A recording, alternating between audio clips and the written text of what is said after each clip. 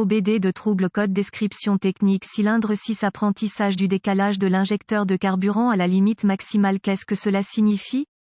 Il s'agit d'un code de diagnostic générique (DTC) du groupe motopropulseur et s'applique généralement à tous les véhicules OBD2 à essence. Cela peut inclure, mais sans s'y limiter, les véhicules de Ford, Mazda, GMC, Chevrolet, BMW, etc. Bien que génériques, les étapes de réparation exactes peuvent varier selon l'année, la marque, le modèle et la configuration du groupe motopropulseur. Chaque fois que vous voyez apprendre dans la description d'un code comme celui-ci, cela fait référence au processus d'apprentissage et ou d'adaptation d'un système ECM, Engine Control Module, à des facteurs variant constamment. Pour raconter, le corps humain apprend à boiter après s'être fait mal aux pieds, à s'adapter à la situation actuelle. Ceci est très similaire au processus d'apprentissage lorsque l'ECM, Engine Control Module, et le moteur sont concernés. Dans le cas de ce code cependant, il se réfère aux paramètres d'apprentissage du décalage de l'injecteur de carburant du cylindre croisillon 6. À mesure que les pièces du moteur s'usent, les conditions météorologiques changent, les besoins du conducteur change. Parmi d'innombrables autres variables, la sortie des injecteurs de carburant doit s'adapter à ces variables. Il a une certaine plage dans laquelle il peut travailler pour s'adapter à vos besoins et à ceux de votre véhicule, mais, cela étant dit, si les besoins de votre moteur dépassent la capacité d'apprentissage des injecteurs, l'ECM, Engine Control Module, activera ce code pour vous faire savoir qu'il ne peut pas s'adapter plus longtemps à la situation actuelle. Lorsque l'ECM surveille les valeurs d'apprentissage des injecteurs de carburant au-delà des paramètres de fonctionnement normaux, il active P02D7. La plupart du temps, ce code est défini parce que quelque chose a obligé l'injecteur à épuiser son adaptabilité. Cela signifie généralement qu'il y a un autre facteur à l'origine de cela. Pour une raison ou une autre, l'ECM essaie de modifier le mélange de carburant en fonction des besoins du conducteur, mais quelque chose l'amène à s'adapter à sa limite maximale. Le code d'apprentissage de la limite maximale d'injection de carburant du cylindre 6 P02D7 est défini lorsque l'ECM surveille l'injecteur de carburant du cylindre 6 en s'adaptant à sa limite maximale. Une coupe transversale d'un injecteur de carburant de moteur à essence typique. Quelle est la gravité de ce DTC?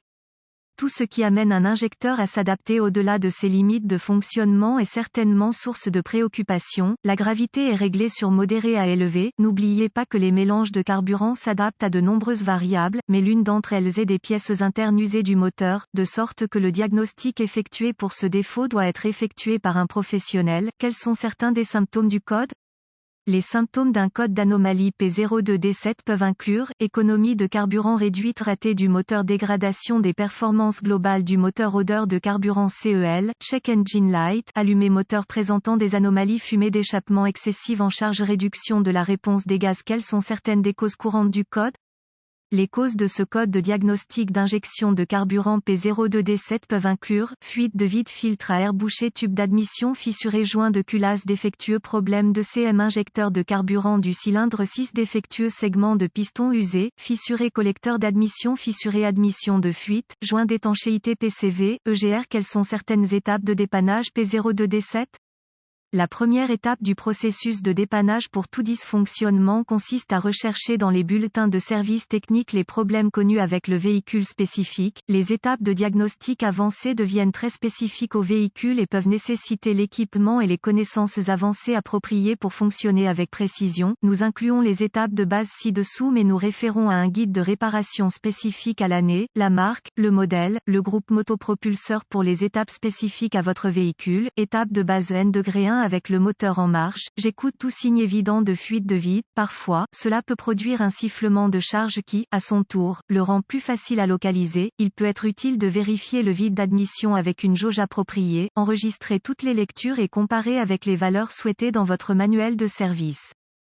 De plus, c'est une bonne idée de vérifier votre filtre à air avant de passer à une autre étape. Un filtre bouché peut faire monter en flèche la valeur du vide d'admission. Remplacer la si nécessaire. Un filtre à air bouché semble généralement enfoncé en lui-même. Remarque, une fuite de vide entraîne de l'air non mesuré dans l'admission, provoquant des mélanges air-carburant irréguliers. À son tour, cela peut amener les injecteurs à s'adapter à leurs limites. Étape de base N-degré de l'emplacement des injecteurs de carburant rend leurs faisceaux et connecteurs sensibles à la corrosion et à l'intrusion d'intrusion d'eau, ils sont montés dans un endroit où l'eau, les débris, la saleté s'accumulent, inspectez visuellement pour cela. Si c'est un gâchis, utilisez une soufflette à air comprimé ou un aspirateur pour retirer tous les débris afin d'inspecter correctement la zone à la recherche de signes évidents de dommages. Étape de base N-3 en fonction des limites de capacité de votre outil d'analyse, vous pouvez surveiller l'injecteur de carburant avec le moteur en marche pour surveiller tout comportement erratique ou anormal. Si vous voyez quelque chose de préoccupant, selon le coût d'un injecteur,